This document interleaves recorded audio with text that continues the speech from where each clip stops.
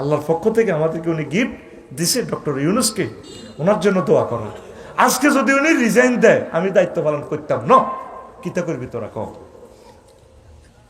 এই চিন্তাটা তোরা কেউ করছো? আজকে যদি উনি রিজাইন দেয়, আমি হলে তো রিজাইন দিয়ে দিতাম। মাপসাই এদের দায়িত্ব কে পালন করবো? কারো কথা কেউ শোনে না। আমলাতান্ত্রিক জটিলতাটা কারা? আমরা তো গভর্নমেন্ট প্রফেসর, আমরা জানি। কেউ কারো কথা শোনে না। শুধু যারা এখানে সরকারি কর্মকর্তা তারা বুঝবে কত দুঃখে বুকটা ফাটতেছে। এগুলো রাষ্ট্রের অভ্যন্তরীণ কথা।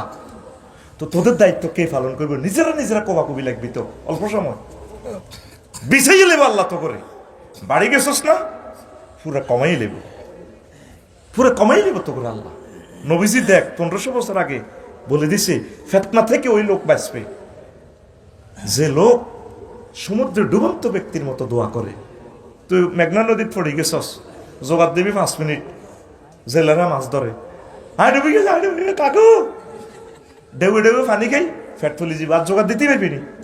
এরপরে হাত উড়ানো পর্যন্ত বল যে শীতন তো 20 মিনিটও বেচতিন। জেলেরা লাইট ধরি মাছ ধরতেছে, হয়তো জেলের লাইট দৃষ্টি আকর্ষণ করবি, বরিশাল থেকে লঞ্চ আসতেছে, আতেরে দাঁড়াবি, এমনি দিবি, আতো আর লড়ে না। দিনের বেলাও যদি বাঁচি থাকে টলারেরা কাছে এলে তুই মরা না জিন্দা, চোখে ঠার মারবি, হিডাও নাই। প্রতিবন্ধীর মতো বাচ্চা না প্রতিবন্ধী, তোকে নয়নপুর প্রতিবন্ধী আছে না, ভাত খাবি নি?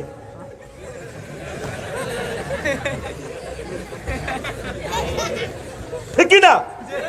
কয় এই হাদিসটা হুজুর কেন বলছে কাদওয়াইল গারকে ফিল বাহারে, সমুদ্র ডুবন্ত ব্যক্তির মতো প্রতিবন্ধীর মতো দোয়া করব। আর তুই যেভাবে বুক ফুলে চলসের গেরাম, প্রত্যেকটা লোক কাউকে মানতেছে না। নিজে চিন্তা করেন, ট্রাফিক পুলিশের হাতে দায়িত্বটা পালন করে, আপনারা দিব সমনি রাস্তা ভাগলে যাবেন। ফেডের অভাবে চাকরি করে না, মানুষ চাকরিও করতো না। আল্লাহর কসম, জিহুদের দিকে চাই চাকরিটা করে। তো নিজে ট্রাফিক পুলিশ কল্পনা কর, তবে মাঝে থামাইব কে? লাকসাম আমি দেখি তো নীরবে, এগুলো তাকাইয়ে দেখি। বুড়ো মানুষ তারা কত অসহায়, কেউ কারো কমান্ড মানে না। এদিকে থামেন অটো বলে দিছে এতে যাইতে কতক্ষণ হিমালয়, কতক্ষণ আটকাস লাকসাম। প্রকল্পটা গভর্নমেন্ট 2000 কোটি টাকা পরে আবার সংযুক্তি বাজেট দিয়ে বাস্তবায়ন করছে। হরিচুরের পরে 7 কিলোমিটার করে না, টেয়া খাই যায় বাংলা মারি দিছে, সিঙ্গেল লাইন হাসছে। পরিকল্পনা করতে লাকসাম কয়টা বাড়ি ভাঙা যাবো বাইপাস, পরিকল্পনা করছে না, টাকাগুলা কই? তো তোরা কে মানুষের আইন? তোদের রক্ত কুত্তা খাইব, আমি আফসারি বলে গেলাম।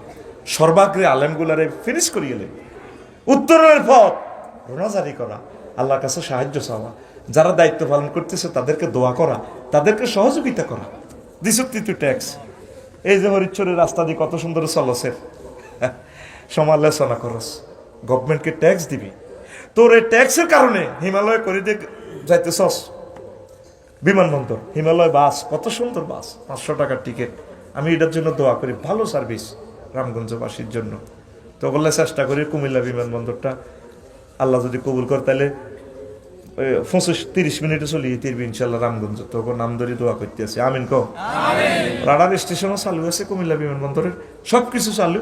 40টা ইয়ার বাসকে সিগন্যাল দিচ্ছে, যাত্রী ছাউনি আছে, সব আছে, জায়গা একোয়ার করা আছে রামগঞ্জ কিটা কিটারে, সব কিছু বিমানবন্দরটা চালু আছে। শুধু 15 কোটি টাকা বাজেট করলে বিমানবন্দরটা আবার সচল হয়ে যায়।